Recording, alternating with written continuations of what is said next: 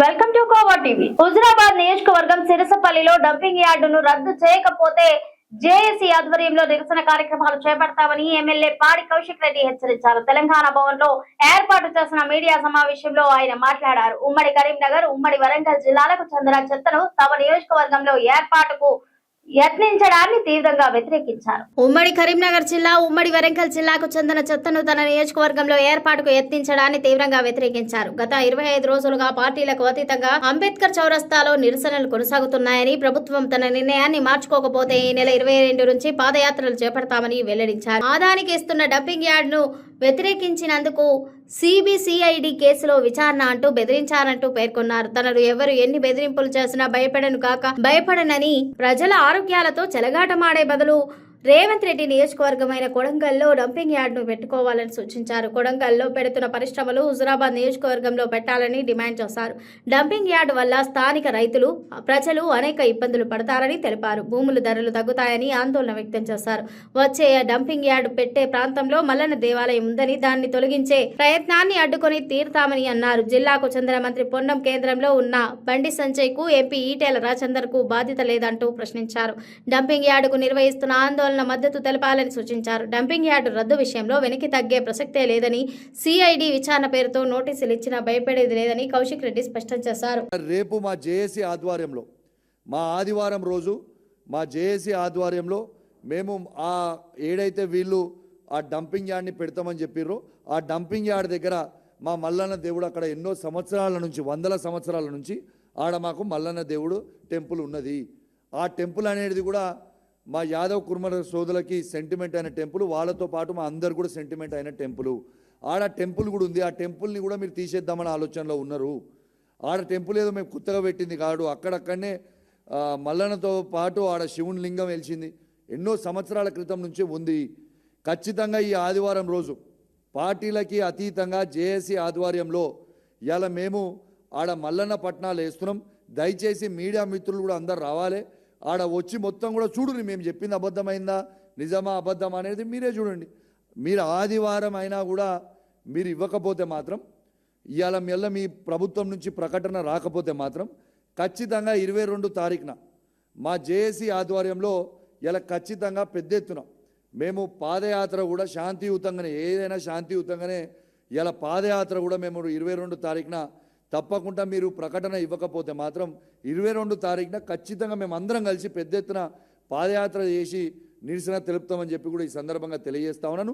22 ఒక్కటే ఉండదు, 22 తారీఖుతో పాటు మీరు అయినా కూడా ప్రకటన చేయకపోతే మాత్రము ఎవ్రీ 2-3 డేసో 4 డేస్కో తప్పకుండా మా కార్యాచరణ మళ్ళీ మా జేఏసీ ఆధ్వర్యంలో మేము కూర్చొని పార్టీలకి అతీతంగా తప్పకుండా మేము చేస్తాము.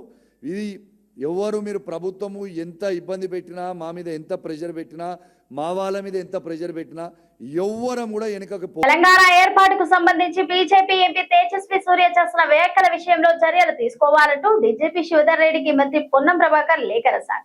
అయితే ఈ లేఖలపై స్పందించిన డీజీపీ చట్టసభల్లో మాట్లాడిన అంశాలపై చర్యలు తీసుకోవడానికి తమకు అధికారం లేదని తేల్చి చెప్పేశారు. పార్లమెంట్ లో నియోజకవర్గాల పునర్విభజనపై చర్చ సందర్భంగా బీజేపీ ఎంపీ తేజస్వి సూర్య చేసిన వ్యాఖ్యలు తెలంగాణలో తీవ్ర విమర్శలకు కారణమైన సంగతి తెలిసిందే.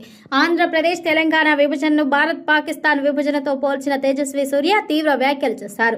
తేజస్వి సూర్య చేసిన వ్యాఖ్యలపై తెలంగాణలో బీజేపీ మినహా కాంగ్రెస్, బీఆర్ఎస్ సహా అన్ని పార్టీలు తీవ్రంగా మండిపడుతున్నాయి.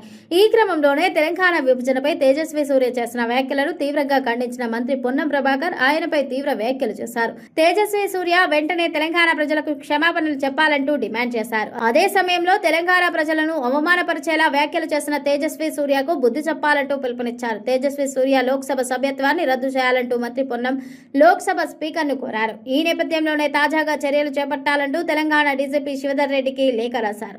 అయితే ఆ లేఖపై స్పందించిన డీజీపీ శివధర్ రెడ్డి లోక్సభ సహా చట్టసభల్లో ఎంపీలు మాట్లాడిన మాటలపై చర్యలు తీసుకునే అధికారం పోలీసులకు ఉండదంటూ డీజీపీ తేల్చి చెప్పేశారు.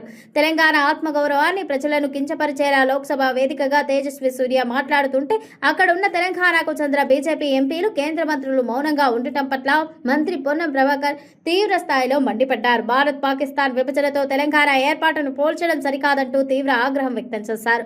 డీలిమిటేషన్ పై చర్చల్లో భాగంగా మాట్లాడిన తేజస్వి సూర్య బ్రిటిష్ పాలకులు భారత్ పాకిస్తాన్ దేశాలను రాష్ట్రాలను విభజించిన దానికంటే దారుణంగా ఆంధ్రప్రదేశ్ తెలంగాణను వేరు చేశారంటూ తెలంగాణ రాష్ట్ర విభజనను ప్రస్తావిస్తూ తీవ్ర వ్యాఖ్యలు చేశారు. ఈ వ్యాఖ్యలు ఇప్పుడు తీవ్ర దుమారం రేపాయి. మరోవైపు అటు బీఆర్ఎస్ నేతలతో పాటు కవిత కూడా తేజస్వి సూర్య వ్యాఖ్యలను ఖండిస్తూ ప్రకటనలు విడుదల చేశారు. ఇవాళ పార్లమెంటులో జరుగుతున్నటువంటి చర్చ అంశం వేరు, డిలిమిటేషన్ ఉమెన్ రిజర్వేషన్ బిల్లు. ఆ సందర్భంలో తెలివిలేని ఒక వెధవ, మెదడు జ్ఞానము లేక తెలంగాణ విభజనను పాకిస్తాన్ భారత విభజనతోటి పోల్చి ఈరోజు ఈ భారతదేశంలో ప్రజాస్వామికంగా రాజ్యాంగ ప్రకారంగా లోక్సభ రాజ్యసభ పాస్ చేసినటువంటి బిల్లులను పార్లమెంటు వేదికగా అవమానపరుస్తుంటే తెలంగాణ నుంచి ఎంపికైన 8 మంది భారతీయ జనతా పార్టీల ఎంపులు చీము నెత్తురు లేకుండా వాటిని విని ఎంజాయ్ చేసేటువంటి దౌర్భాగ్య పరిస్థితి వింటే తెలంగాణ తల్లి రోధించేటువంటి పరిస్థితి ఉంది. అలా ఏ మాత్రం బాధ్యత ఉన్నా, తెలంగాణ రక్తమున్నా తేజస్వి గారు మాట్లాడినటువంటి మాటలు తెలంగాణ ప్రజల ఆత్మగౌరవం కాదు, అమరవీరుల ఆత్మక్షోభని కాదు, అవమానపరచడమే కాదు, ఇలా తెలంగాణ యావత్తు ఉద్యమ స్ఫూర్తికి విఘాతం కలిగించే విధంగా మాట్లాడినారు. ఏ రాజ్యాంగంగా ఏర్పడలేదా? ఇంత పెద్ద దీర్ఘకాలిక ప్రజల ఆకాంక్షకు కాంగ్రెస్ పార్టీ నిర్ణయం తీసుకొని ఆనాడు భారతీయ జనతా పార్టీ కీర్తిశేషులు సుష్మా స్వరాజ్ గారు రాజ్యాంగం ప్రకారంగా పార్లమెంటులో మద్దతు ఇస్తే ఇవాళ ఈ యొక్క ప్రధానమంత్రి నుంచి మొదలుకొంటే మొన్నవరో తెలుగుదేశం ఆంధ్ర ఎంపీ కూడా పార్లమెంటు గురించి కూడా మాట్లాడుతూ ఉండే, తెలంగాణ విభజన గురించి మాట్లాడుతూ ఉండే.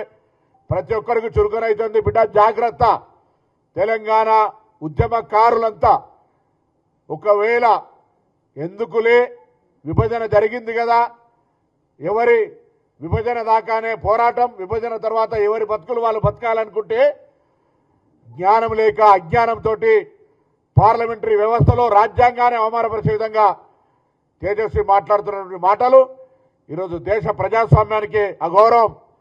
ప్రధానమంత్రి గారు కూడా వాటిని వినాలి. కాంగ్రెస్ పార్టీ మా నాయకుడు రాహుల్ గాంధీ గారు కూడా మెయిల్ చేశాం. అది పార్లమెంట్లో తొలగించేదాకా, ఆ పార్లమెంటు రికార్డుల నుంచి ఆ పదాలు తొలగించేదాకా డిమాండ్ చేయాలని కూడా కోరుతా ఉన్నాం. పార్లమెంటు ప్రత్యేక సమావేశాలు 2 రోజుల్లో భాగంగా శుక్రవారం లోక్సభలో మహిళా రిజర్వేషన్లు, డీలిమిటేషన్ బిల్లులపై సుదీర్ఘంగా చర్చ జరుగుతోంది. ఈ సందర్భంగా కేంద్ర హోంమంత్రి అమిత్ షా మాట్లాడుతూ కీలక వ్యాఖ్యలు చేశారు. దేశంలోని మహిళలకు మేలు చేసేందుకు ఈ బిల్లులను తెచ్చామని ఆయన స్పష్టం చేశారు. ఈ బిల్లులపై సభలో అందరూ తమ అభిప్రాయాలను చెప్పేందుకు స్పీకర్ ప్రతి ఒక్కరికి అవకాశం ఇచ్చారని తెలిపారు. పార్లమెంటు ప్రత్యేక సమావేశాలు 2 రోజుల్లో భాగంగా లోక్సభలో మహిళా రిజర్వేషన్లు, డీలిమిటేషన్ బిల్లులపై సుదీర్ఘంగా చర్చ జరిగింది. ఈ సందర్భంగా కేంద్ర హోంమంత్రి అమిత్ షా మాట్లాడుతూ కీలక వ్యాఖ్యలు చేశారు. దేశంలోని మహిళలకు మేలు చేసేందుకు ఈ బిల్లులను తెచ్చామని ఆయన స్పష్టం చేశారు. ఈ బిల్లుపై సభలో అందరూ తమ అభిప్రాయాలు చెప్పేందుకు స్పీకర్ ప్రతి ఒక్కరికి అవకాశం ఇచ్చారంటూ తెలిపారు. విపక్ష కూటమి అయిన ఇండియా సభ్యులు మహిళా బిల్లుకు మద్దతు ఇస్తున్నామని చెబుతూనే బిల్లును అడ్డుకోవడానికి రకరకాల కారణాలు వెతుకుతున్నారని అమిత్ షా ఆరోపించారు. విపక్షాలకు మహిళా సాధికారితపై చిత్తశుద్ధి లేదని, వారిది మహిళా వ్యతిరేక ఆలోచన విధానం అంటూ ఆయన మండిపడ్డారు. అయితే అమిత్ షా మాట్లాడుతున్నప్పుడు కాంగ్రెస్ నుంచి కేసీ వేణుగోపాల్ రెడ్డి మాట్లాడారు. డీలిమిటేషన్ బిల్లు, మహిళా రిజర్వేషన్ బిల్లు వేర్వేరు చేయాలని ప్రతిపాదించారు. దీంతో పాటుగా ప్రతి రాష్ట్రంలోనూ 50% తగ్గకుండా సీట్లు పెంచుతామని బిల్లులో పెట్టాలని డిమాండ్ చేశారు. వేణుగోపాల్ చేసిన ప్రతిపాదనల్లో 2వ దానికి అమిత్ షా అంగీకారం తెలిపారు. అయితే అమిత్ షా వ్యాఖ్యలపై సమాజ్వాదీ పార్టీ నేత అఖిలేష్ యాదవ్ స్పందిస్తూ మహిళలను ప్రధానమంత్రిని చేస్తామని బీజేపీ చెప్పినా మేం నమ్మమన్నారు. మహిళా రిజర్వేషన్లో ముస్లిం మహిళల వాటా ఏంటని ఆయన ప్రశ్నించారు. దీనికి అమిత్ షా బదులిస్తూ తాము మతపరమైన రిజర్వేషన్లకు వ్యతిరేకమంటూ స్పష్టం చేశారు. కొత్త పార్టీ ప్రయత్నాల్లో ఉన్న తెలంగాణ జాగృతి అధ్యక్షురాలు కల్వకుంట్ల కవిత కాంగ్రెస్, బీఆర్ఎస్ పార్టీలపై కీలక వ్యాఖ్యలు చేశారు. ఇప్పుడు తన మెయిన్ టార్గెట్ బీఆర్ఎస్ కాదని కాంగ్రెస్ పార్టీ అంటూ పేర్కొన్నారు. ఇక కేటీఆర్ పాదయాత్ర ప్రకటనపై స్పందించిన కవిత 10 ఏళ్లు ప్రజలను కలవని వారు ఇప్పుడు అధికారం కోసం పాదయాత్ర అంటున్నారంటూ ఎద్దేవా చేశారు. అదే సమయంలో మాజీ మంత్రి హరీష్ రావుపై తీవ్ర ఆరోపణలు చేశారు. ఈ నెల 25వ తేదీన కొత్త పార్టీని ప్రారంభించనున్నట్లు ఇప్పటికే ప్రకటించిన మాజీ ఎమ్మెల్యే తెలంగాణ జాగృతి అధ్యక్షురాలు కల్వకుంట్ల కవిత తెలంగాణలో అధికారంలో ఉన్న కాంగ్రెస్ పార్టీ, ప్రతిపక్షంలో ఉన్న బీఆర్ఎస్ పార్టీలపై సంచలన ఆరోపణలు చేశారు. పాదయాత్ర చేస్తా చేస్తానని ఇటీవల బీఆర్ఎస్ వర్కింగ్ ప్రెసిడెంట్ కేటీఆర్ చేసిన వ్యాఖ్యలపై తీవ్ర స్థాయిలో మండిపడ్డారు. 10 ఏళ్ల బీఆర్ఎస్ అధికారంలో ఉందని, అప్పుడు చేయని పాదయాత్రలు ఇప్పుడు ఎందుకు చేస్తానని కేటీఆర్ అంటున్నారంటూ కవిత ప్రశ్నించారు. అధికారంలో ఉన్న 10 ఏళ్లు ఎందుకు ప్రజల్లోకి పోలేదంటూ కేటీఆర్ ను కవిత నిలదీశారు. ఇక హరీష్ రావు కుట్రలు చేస్తారని కవిత ఆరోపించారు. ఇక తాను పెట్టనున్న కొత్త పార్టీకి మా రోజు వీరన్న అనుచరులతో పాటు యూపీయూఎస్ఐ దళిత బహుజన రాజ్యాధికార సంస్థ మద్దతు ఇస్తున్నట్లు తాజాగా శుక్రవారం రోజున జాగృతి కార్యాలయంలో కవిత తెలిపారు. వారంతా తాజాగా కవితను కలిశారు. తెలంగాణలోని అన్ని వర్గాలకు అధికారం కావాలి అనేది తన ధ్యేయమంటూ వెల్లడించారు. తనకు వచ్చే ప్రతి కష్టాన్ని ఒక పాఠంగా భావిస్తూ సామాజిక తెలంగాణ సాధించే వరకు తన పోరాటం ఆపేది లేదని కవిత స్పష్టం చేశారు. సర్వోదయ తెలంగాణ సాధించడమే తన లక్ష్యమని వెల్లడించారు. ప్రజలందరి జీవితాల్లో వెలుగులు నిండాలని ఆమె ఆకాంక్షించారు. తమను ఆపే శక్తి లేదని, ఏదైనా శని ఉంటే దాన్ని తొలగించుకోవడం కోసం తాను కాశీకి వెళ్లి పూజలు చేసినట్లు కవిత వెల్లడించారు. ఈ నెల 25వ తేదీన పెట్టనున్న పార్టీ విజయవంతం కావాలని కోరుతున్నట్లు తెలిపారు. కొందరు బీఆర్ఎస్ మాజీ ఎమ్మెల్యేలు తనను కలిశారని కవిత పేర్కొన్నారు. వారి పేర్లు ఇప్పుడే తాను బయటికి వెల్లడించనని తేల్చి చెప్పేశారు. తెలంగాణ ప్రజల సమస్యలపై ముందుగా తాను బీఆర్ఎస్ ను టార్గెట్ చేశానని, దీంతో తనను ఆ పార్టీ సస్పెండ్ చేసినట్లు కవిత తెలిపారు. అయితే ప్రజల సమస్యలను తీర్చాల్సింది అధికార పార్టీ అని, అందుకు కాంగ్రెస్ పార్టీని తాను లక్ష్యంగా పెట్టుకొని పోరాటం చేస్తున్నట్లు కవిత పేర్కొన్నారు. అయితే సమస్యలపై ఆధారంగా బీఆర్ఎస్ పైన కూడా తాను గలం విప్పుతానని తెలిపారు. పరిగి రైతుల దీక్షకు మద్దతిచ్చేందుకు వెళ్తున్నానని చెప్పి హరీష్ రావు హౌస్ అరెస్ట్ అయినట్లు ఆరోపించారు. హరీష్ రావు ఫోన్ చేస్తేనే పోలీసులు వచ్చి హౌస్ అరెస్ట్ చేసినట్లు తెలిపారు. పరిగి వెళ్లి తాము రైతులకు మద్దతుగా దీక్షలో పాల్గొన్నామని, ఖమ్మం జిల్లా వెలుగుమట్ల పోరాటం తరహాలోనే పరిగిలోనూ అదే పోరాటం చేసినట్లు వెల్లడించారు. వాటి కోసం పోరాటం చేసేటటువంటి శక్తి ఉంది. ఆ పోరాటానికి స్ఫూర్తి ఇచ్చినటువంటి మారోజు వీరన్న గారి పార్టీ ఇవాళ మాకు తోడైంది కాబట్టి ఇక మనం ఆపేటటువంటి శక్తి ఈ రాష్ట్రంలో ఎవరికి లేదు. ఖచ్చితంగా ముందడుగేస్తాం. మనందరం కూడా సమన్వయం చేసుకుందాం. కళా బృందాలు కానీ, మన అన్ని రకాలైనటువంటి సంఘాలు ఏవైతే పెట్టుకొని ఉన్నామో అందరితోని కూడా ప్రతి గ్రామంలో, ప్రతి మండలంలో కోఆర్డినేషన్ చేసుకుందాం. మనం రాజకీయ శక్తిగా కూడా ఎదగాల్సినటువంటి అవసరం ఉంది. ఎక్కడ మన వాళ్ళు ఎవరైనా ఇంట్రెస్టెడ్ ఉండి పోటీ చేద్దాం అనేటటువంటి ఆలోచన ఉంటే కూడా ఖచ్చితంగా చెప్పండి. ముందు నుండే సమన్వయం చేసుకుందాం. ఎందుకంటే మా రోజు వీరన్న సైనికులు అంటే ఇది నేను ఉట్టిగా చెప్పడం లేదు, ఆలోచించి తెలుసుకొని చెప్తున్నా. నైతికంగా అట్లనే కట్టుబడి నిలబడిపోయి ఉన్నారు ఎక్కడికక్కడ తప్పితే ఎక్కడ ఎవరు కూడా కరప్ట్ అవ్వలేదు. రాజకీయాల్లోకి వచ్చిన వాళ్ళు కానీ, రాజకీయాల్లోకి రాని వాళ్ళు కానీ, మా రోజు వీరన్న ఫాలోవర్స్ ఈ రాష్ట్రం అంతా కూడా నిటారుగా నిలబడి ఒక నైతికతకు నిదర్శనంగా ఉన్నారు. కాబట్టి మీతోని కలిసి పనిచేయడం అన్నది తెలంగాణ రాష్ట్ర ప్రజల్లో వారి జీవితాల్లో ఒక ఉదయం తీసుకురావడమే అవుతుంది. బీఆర్ఎస్ వర్కింగ్ ప్రెసిడెంట్ కేటీఆర్, మాజీ మంత్రి BRS deputy floor leader Harish Rao జగిత్యాలలో పర్యటించనున్నారు. బీఆర్ఎస్ వర్కింగ్ ప్రెసిడెంట్ కేటీఆర్, మాజీ మంత్రి BRS deputy floor leader Harish Rao జగిత్యాలలో పర్యటించనున్నారు. నార్సింగి నివాసం నుంచి జగిత్యాల కారులో బయలుదేరతారని పార్టీ వర్గాలు తెలిపాయి. మధ్యాహ్నం 1 గంటల తర్వాత జగిత్యాలలో ఈ నెల 20న జరగనున్న బీఆర్ఎస్ అధినేత కేసీఆర్ సభ ఏర్పాట్లను పరిశీలిస్తారని, అనంతరం మీడియాతో మాట్లాడతారని వెల్లడించారు. ఇవాళ వాస్తవం ఏంటి అంటే రాష్ట్రంలో ఒక రాజకీయ పునరేకీకరణ జరుగుతూ ఉంది. సింహం బయటికి వస్తూ ఉంది అంటే గుంటనక్కల గుండెల్లో ఇలా రైలు ఉరుకుతున్నాయి.